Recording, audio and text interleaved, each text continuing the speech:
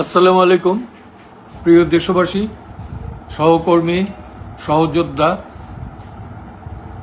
সকলের প্রতি আমার আন্তরিক ভালোবাসা ও অভিনন্দন গ্রহণ করুন। আমি একটা সিদ্ধান্ত পরিবর্তন করেছি।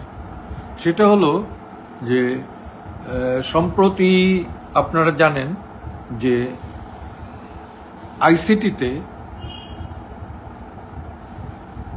বঙ্গবন্ধু কন্যা মাননীয়া শেখ হাসিনাকে ডিফেন্ড করার জন্য আমি আইনজীবী হিসেবে নিয়োগ চেয়েছিলাম। প্রথমে বলেছিলাম যে তাকে ডিফেন্ড করব, তো আদালত বলল যে আপনি তো পারেন না, because she is fugitive. Meanwhile prosecution বললো যে অনলি স্টেট ডিফেন্সের প্রভিশনটা আছে। আমরা যে ওকে এনিহাউ তাকে ডিফেন্ড করতে চাই।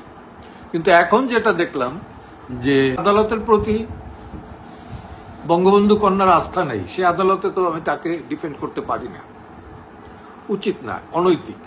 তো সেই কারণে আমি ফর্মালি, যদিও আমি অ্যাপয়েন্টমেন্ট পাইনি, পেলে পরে তাকে ফর্মালি জানাবো, আর না পেলে পরে এখান থেকে জানিয়ে দিলাম যে আমি আদালতে অন্তত বঙ্গবন্ধু কন্যার